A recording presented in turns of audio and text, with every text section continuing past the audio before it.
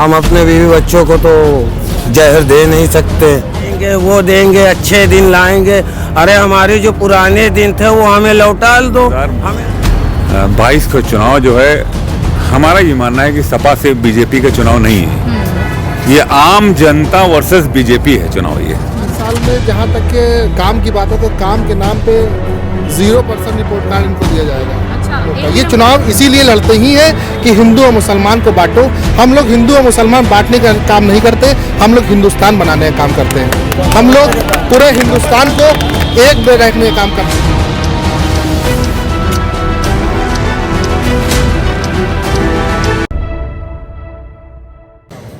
तो अभी हम उधर थे चाय की चुस्कियां लेते हुए, जो लोग थे उनसे हम जान रहे थे कि उनके दिल में क्या है, किन मुद्दों पर वोट कर रहे हैं। अभी हम इस तरफ आ गए हैं और ये ऐतिहासिक घंटाघर पे हम यहाँ पर मौजूद हैं।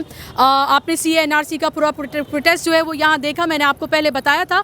कुछ लोगों का यहाँ पर जमावड़ा लगा था, मैंने सोचा क्यों नहीं उन लोगों से भी पूछा जाए कि उनके दिल में क्या है और वो क्या सोचते हैं। मैं आपके पास आऊँगी, लेकिन उससे पहले उनके कंधे पर थोड़ा बोझ है, उनसे मैं थोड़ा पूछ लेती हूँ। किस मुद्दे पे वोट करोगे? देखिए, रोजगार चाहिए। हाँ। हम अपने बीवी बच्चों को तो जहर दे नहीं सकते और हमें रोजगार की ज़रूरत है। हमारा 4 साल 5 साल बहुत योगी मोदी हमारा ख़राब कर दिए हैं। बताइए, हम हाथ पैर जोड़ने गए थे घंटाघर से, हम लोग कम से कम नहीं तो 5000 आदमी गए थे। हम लोग को रोजगार दो, राजनाथ ना कर दिया, सुना ही नहीं। तो अब जब सुने नहीं, अब हम लोग ना कर देंगे। भैया, वोट तो हमको डालना है, हम अपने मालिक हैं। जी। हम इनको वोट नहीं डालेंगे और हम सपा की सरकार बनाएंगे। लेकिन वो तो कह रहे हैं आपको उन्होंने राशन जो है, गरीबों को राशन फ्री दिया है और बहुत सारी उन्होंने सुविधाएं दी हैं गरीबों को। कोविड काल में भी घर घर राशन पहुंचाया है। तो आपको राशन नहीं मिला, फ्री सिलेंडर नहीं मिला आपको?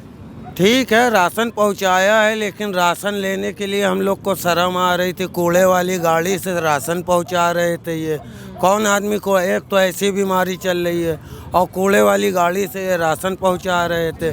और रही बात राशन की, कोई भी सरकार आए राशन हमेशा मिलता रहेगा। राशन कभी कोई गरीबों का ना मरा है ना कभी मरेगा।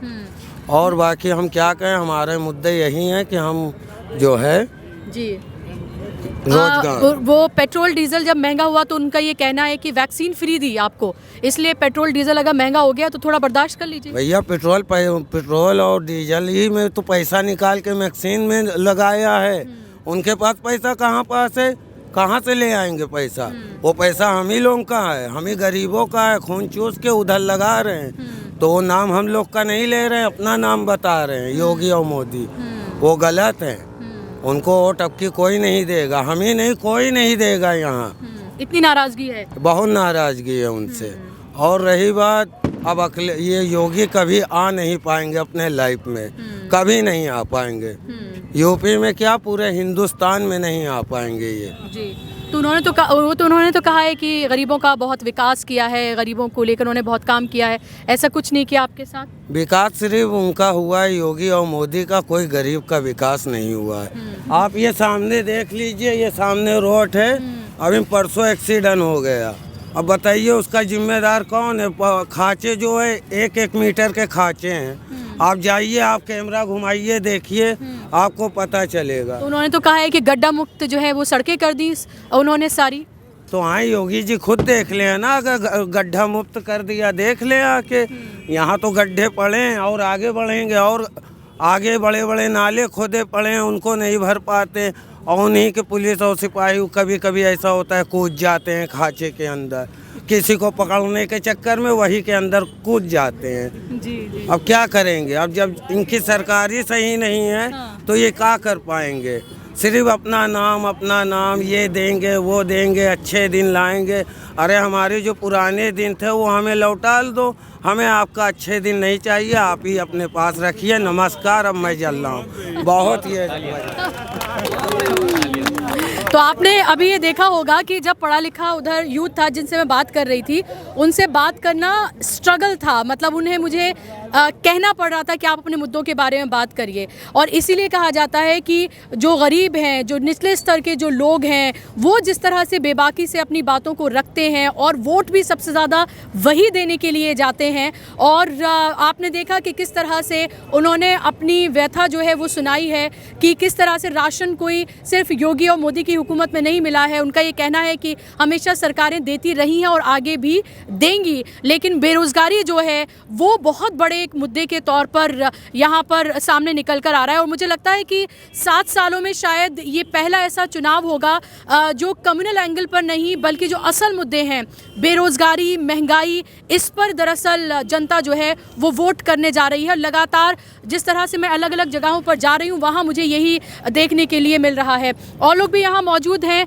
आप बताइए किन मुद्दों पर वोट आप करने के लिए जाएंगे? देखिए, ये उत्तर प्रदेश का जो चुनाव है बहुत अहम चुनाव है जी। ये चुनाव जो है वो बेरोज़गारी, महंगाई, इन 2 मुद्दों के होने जा रहा है। उत्तर प्रदेश के अंदर 5 साल में जिस तरीके से बेरोज़गारी बढ़ी है, महंगाई बढ़ी है, दूसरी चीज़ ये कि भारतीय जनता पार्टी ने जो वादे किए थे वो सब वादे उनके खोखले निकले हैं। कोई वादा उनका पूरा नहीं है। उनका जो अपना घोषणा पत्र था आप उसको उठा के देख लीजिए, उसमें सारे वादे उनके झूठे निकले हैं। कोई वादा जो है वो सच्चा नहीं निकला है। दूसरी चीज़ ये 5 साल के अंदर जो पिछली सरकार थी, समाजवादी की सरकार, उसमें जो काम किए थे वही काम हुए। चाहे बिजली के काम हो, चाहे रोडों के काम हो, एक्सप्रेस वे हों, या जो रोज़गार से लोगों को जोड़ा गया था बस वही जुड़े हैं, उसके अलावा कुछ नहीं हुआ। आप देखिए कि आप गड्ढे की बात कर रहे हैं कि गड्ढा मुक्त, लेकिन पूरी रोडें आप देख लीजिए पुराने लखनऊ के अंदर, कहीं ना जाइए, राजधानी है, यहाँ की रोडें सही होती हैं, यहाँ की भी नहीं सही हैं। तो इस तरीके से, लेकिन वो तो कह रहे हैं कि मुख्तार अंसारी को सबक सिखा दिया और इस तरह के जितने माफिया गुंडे हैं वो जेल में हैं। अभी भी आपने देखा अमित शाह ने अपना बयान दिया, उसमें ये कहा उन्होंने, हालांकि उन्होंने सिर्फ जो मुसलमान जिनको जेल में डाला है या वो बाहुबली जैन, सिर्फ उनके नाम उन्होंने लिए। तो क्या आपको लगता है कि लॉ एंड ऑर्डर और ये सब तमाम मुद्दे भी जो हैं, जिस तरह की बार बार बात कही जाती है, लॉ एंड ऑर्डर को लेकर सबसे ज़्यादा बात करती है बीजेपी, गुंडों को जेल में डाला इसको लेकर सबसे ज़्यादा बात करती है बीजेपी, क्या आपको लगता है इस पर भी लोग वोट करेंगे? अगर मुख्तार अंसारी की बात कर रही हैं आप, तो जब जीप से इनके ही केंद्रीय गृह मंत्री के बेटे ने कुचल दिया था, तो क्यों नहीं उनके घर पे बुलडोजर चलाया? वो तो आज़ाद हैं, अभी फ़िलहाल ज़मानत पर है। वो आज़ाद हैं। और जब लखनऊ में यहाँ गृह मंत्री आए थे, जब कानून व्यवस्था की बात कर रहे थे, तो आपने देखा होगा उन्हीं के पुत्र, जिनके पुत्र ने जीप चढ़ाई थी, वो बगल में बैठे हुए थे और आज तक उनका इस्तीफ़ा नहीं दिलवाया गया। अभी भी धनंजय सिंह जो हैं भारतीय जनता पार्टी के, वो क्रिकेट खेल रहे हैं और उनको टिकट दिया गया है। जो ये इस तरह की बात कानून व्यवस्था ही करते हैं, आपने देखा होगा लगातार आप सब पत्रकार साथियों ने कि किस तरह से हाथरस में एक दलित बेटी के संग किस तरीके से किया, उसको रात के 2 बजे उसकी परिवार को दिए बिना जला दिया गया। लेकिन अमित शाह जी तो कहते हैं कि दूरबीन लगाकर भी देखें तो आपको कहीं पर क्राइम नज़र नहीं आएगा।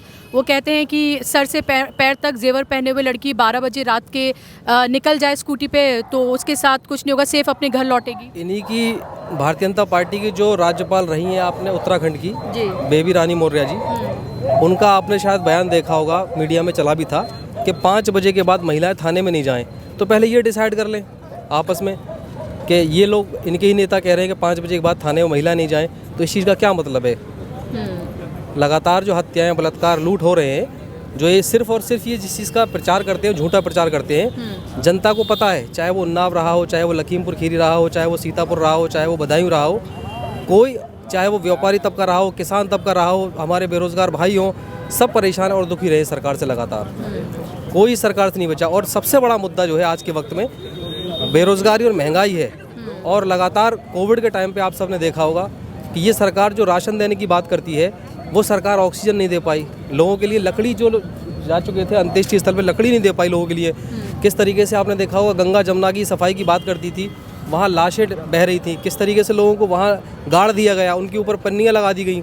जब ऊपर से दबाव बना तो तब जाकर के वहाँ उनको फिर मिट्टी उस पर डाली गई। और आपने ये भी देखा होगा किस तरीके से ये कानून व्यवस्था की बात करते हैं, इनकी कानून व्यवस्था जब कहाँ गई थी, जब पंचायत चुनाव थे, जो हमारी माता बहनें थी किस तरह से उनके कपड़े पकड़कर फाड़े गए, ये इन्हीं के लोग थे।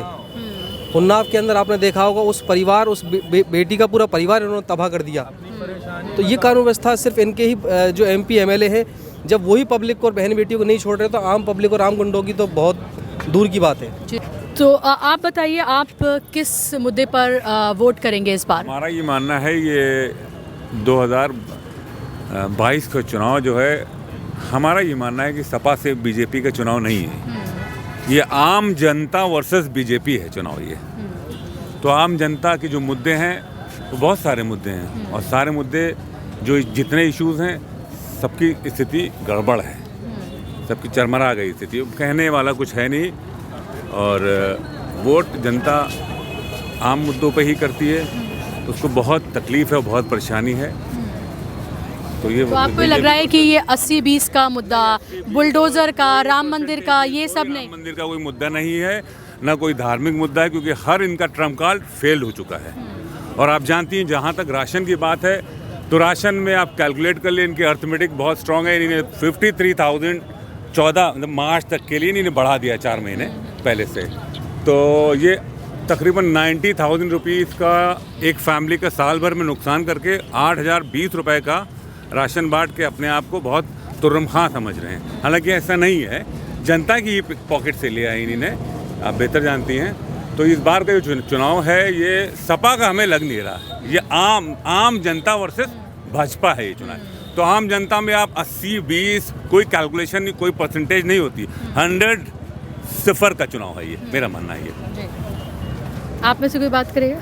बात करते हैं, आप पूछिए तो। आप बताइए, किन मुद्दों पर आप वोट करने जा रहे हैं? 5 सालों में क्या आपको लगता है कोई काम हुए हैं?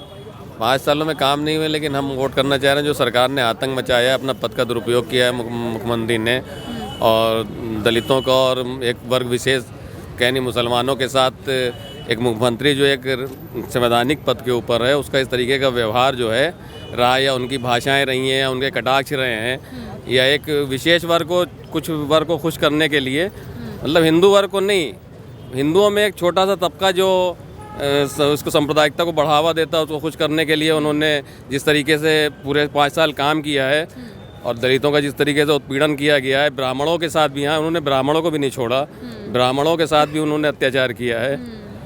तो उसके विरोध में हम वोट करेंगे, जो सरकारी उन्होंने बिल्कुल दुरुपयोग किया है। आप ये बताइए कि विकास के मुद्दे पर, बेरोजगारी पर, महंगाई पर, इन सब पर वोट होगा, या फिर जात पात में बढ़कर, मजहबों में बढ़कर, राम मंदिर के मुद्दों पर, बुलडोजर, इन सब पर इलेक्शन होगा? इलेक्शन जात पात पर नहीं होगा, इलेक्शन विकास तो कुछ हुआ ही नहीं है, विकास के नाम पे कोई चीज़ नहीं है आपके इनके पास, ठीक है। अब जो ये 80-20 की बात कर रहे हैं, तो इस समय वर्तमान इसमें हालात ये हैं कि 80% जनता इनके विरोध में है, और 20% इनके साथ है, जो इनको इनकी आइडियोलॉजी को पसंद करती होगी, वही 20% से भी कम जो इनकी आइडियोलॉजी को पसंद करती है। 80% जनता इनके विरोध में खड़ी हो गई। वो आपको अभी पश्चिमी उत्तर प्रदेश का रिजल्ट देख के आपको अंदाज़ा लग गया होगा।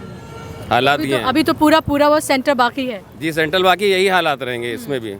इनका कोई भी किसी भी तरीके का कोई सांप्रदायिक मुद्दा, बहुत इन्होंने कोशिश करी, हरियाणा वो कर्नाटक वाला हिजाब के मुद्दे को यूपी में लाने का भरसक प्रयास किया इन्होंने, किसी भी तरीके से मुसलमानों को उकसा के, औरतों को उकसा के उसका विरोध कराएं, और यूपी में ला के इलेक्शन एक सांप्रदायिकता फैलाने का जो आखिरी इनका हरबा था, वो भी जनता ने बिल्कुल नकार दिया है, और वो भी इनका फेल हो गया है।